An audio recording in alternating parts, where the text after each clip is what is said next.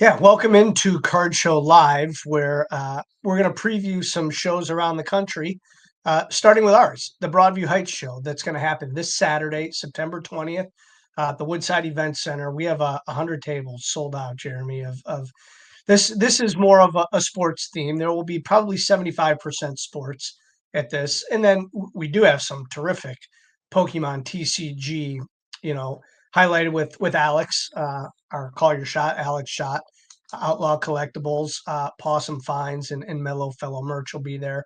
But then the amount of sports cards that are going to be there, and we have BE Collects, and we have Dave, and we have Coach Jack coming, and there'll be so many other new vendors that we haven't had in a while. So we have 100 tables there, and what's really cool, our friends at LPV Productions, they're going to bring some of their podcasts, and they're going to broadcast live. So Voice of the Land with Kevin Arnold, that'll be broadcast live, I think at 9 a.m. I think they're going to start that on Saturday. And then Anthony's going to do the Side Hustle podcast, which is wrestling based.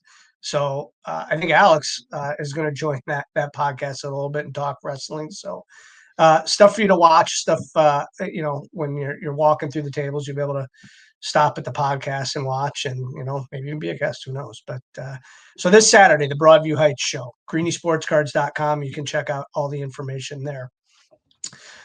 If you're not in this area, you may be in Philadelphia, where a lot of the country is going to be this week. The Phillies show, which is it probably, I don't know what the oldest card show in the country is, but the Philly show has been around a long time, since the days of Bob Schmier running the show at Valley Forge and at Reading, and now in its location, the Greater Philly Expo Center, and Paul Kutch, handling the show there now. Um, 500 tables, an autograph lineup like you've never seen in Philadelphia. And if you've ever heard about Philly fans, you should just go watch them get these autographs at this show. So if you're in that area or proximity, we know our friend Mike Milburn, Vintage Cardboards Collectibles. He'll be set up there. I'm sure our friend Johnny Ryan will be there, and loads of others. So the Philly show is happening this week. We know that the show, the Sports Wax Promotions, is happening down in Concord, North Carolina. Wanted to bring something new to Card Show Live and kind of highlight like a smaller show around the country, Jeremy. So one of the shows, and I was researching a lot of them, is the Underground Sports Card Show in Jeanneret, Louisiana. 40 tables. I reached out to Dan Oliver, I'm sorry, about his show, and he sent us some information that this show's been going on for a while, but it's 40 tables. It's $30 to get in. They have the Cajun Breakers and Collectibles that are there taking PSA submissions, probably doing some breaks there. And I could tell you, Jeremy, if I was in that area, I would go. This is in the Mon Ami Club, and they actually are gonna they cook food right there. So real Southern soul food at a card show. Almost makes me want to go to that one there if I was anywhere near Louisiana. But maybe one day we will hit that. I can just imagine that the gumbo and the jambalaya. And listen, Jeremy, you wouldn't know this, but there's an insert set called Jambalaya that they made several years ago, and there's a LeBron card, which is very expensive, and Yeah, people eat Kobe's that got stuff them. up. Yeah, they eat that stuff up. So, Jeanneret, Louisiana, the Underground Card Show. Check it out. I mean, 40 tables. I mean, who knows? Some of the greatest finds that I have ever had have been at small shows. So don't dismiss the small shows. There could be some powerful stuff there. There can be some really cool stuff there. So You um, just never plenty, know, Greeny. But, you don't. one thing we do know about is sports card auctions, and we know if you are looking to turn your sports card collection into serious cash, let sports card auctions do it. They make it simple with professional authentication, grading, and auction services. You just ship your cards in sports card auctions.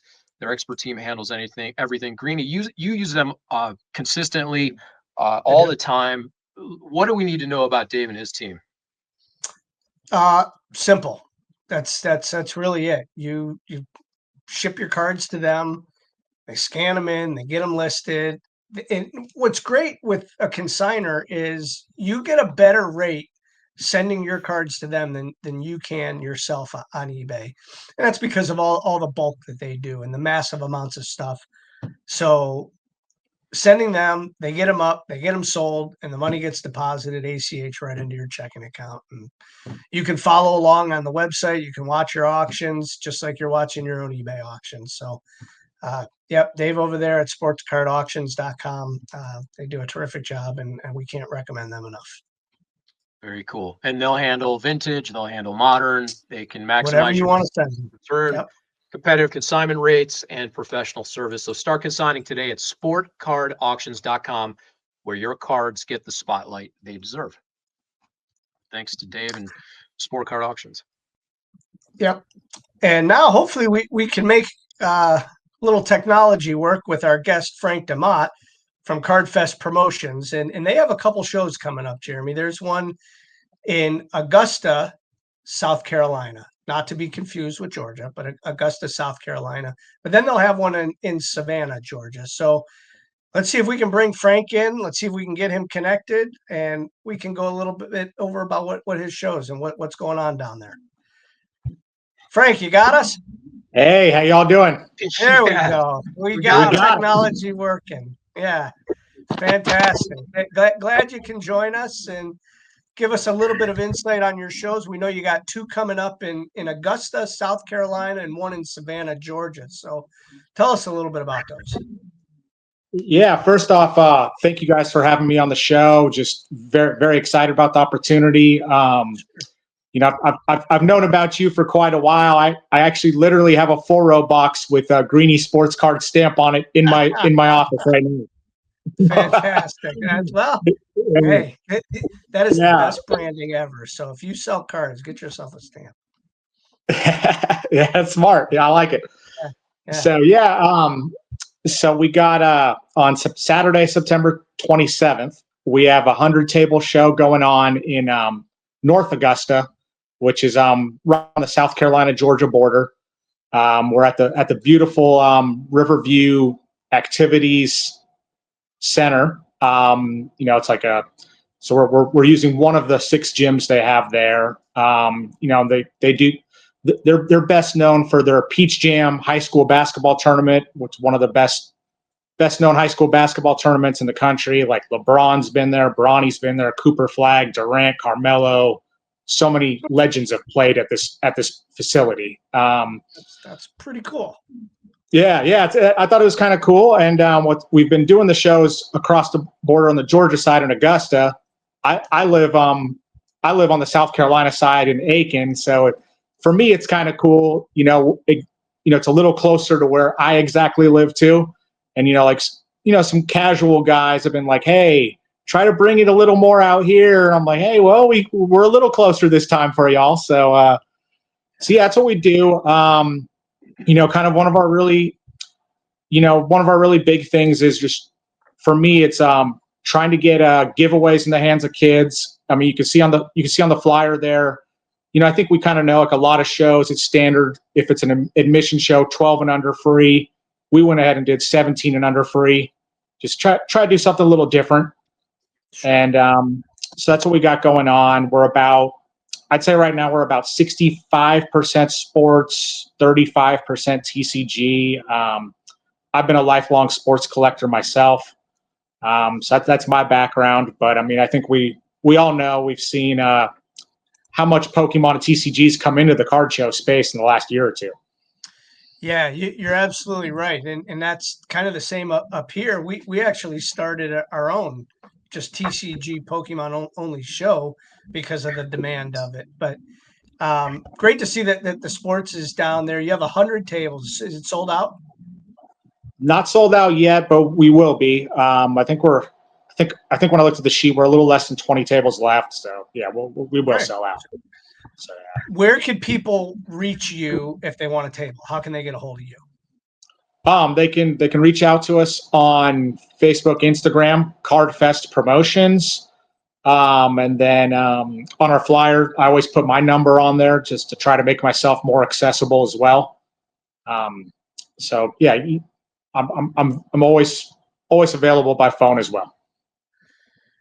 Frank, What? my family and I had an opportunity a couple months ago to head down to Savannah it was my first time I'd ever been there. It's a remarkable area. You can feel the history. There's a lot of nostalgia there. What is it about both those areas, Savannah and Augusta, that make it a hotbed for collecting? And why did you settle on those areas aside from proximity? What is the general vibe there? This is gonna be a little different answer on why we decided on both locations. So I used to live in Ohio in the Dayton area a long time ago, about 10, 15 years ago. And a pastor of a church I went to they were opening churches in very small communities. And I remember I was kind of puzzled. I was like, well, there's like barely anyone in these small towns. And he's like, I want to serve underserved communities. And, when I moved to Augusta a few years ago, really not much going on here, card show wise. And then same with Savannah. So I just felt like there's a need, there's a need for collectors instead of having to drive 2 hours from Augusta to Atlanta, 4 hours from Savannah to Atlanta, or having to drive all the way to Charlotte, or having to drive south to Jacksonville. So I just felt like there was a need. That was really it. Yeah, I was going to say. So you've been doing it a little bit. What are one of the things when you have the show, you just look back and you're like, man, this is really cool. Like what do you notice that happening in that room? I think it's just how people come together. I know for me, I've made friendships with people I would have, if it wasn't for the card show, we probably never hang out, talk, associate in any other aspect of life. And particularly here in Augusta, notice this in Augusta a lot, is like a guy who was a vendor, he told me, I saw people I've known for 30 years and I had no idea they collected sports cards. And that was kind of shocking to me. And it's just kind of interesting how collecting truly can bring people together. Yeah, and to your point, in an area that didn't really have shows, how would they know that each other do that, other than a show providing that avenue? Right, and I think it was, and before a couple years ago, there wasn't even a dedicated sports card shop in this area. There's some very good TCG shops that have been here a long time, but until a couple years ago, there wasn't even a dedicated sports card shop. So so that's Augusta. And the Savannah, it kind of been on my mind for a little bit, but living 2 hours away, it was okay. How are we going to do this? And then a couple vendors were coming up from Savannah, just for like, hey, what do you think about bringing a show here? I'm like, all right, let's give it a try and see how it works. And the community in Savannah is just some of the most friendly people you will ever meet in your life. It's blown me away, the generosity. We announced we did our first show there in June, and for one of the first messages, get a message from a professional photographer. Hey, can I come take pictures? Just kindness of their heart. I'm just like, well, what do you want? It's just amazing. Just amazing. So they're happy you're there. Yeah. So you've had a couple of iterations of Savannah's. This will be the second.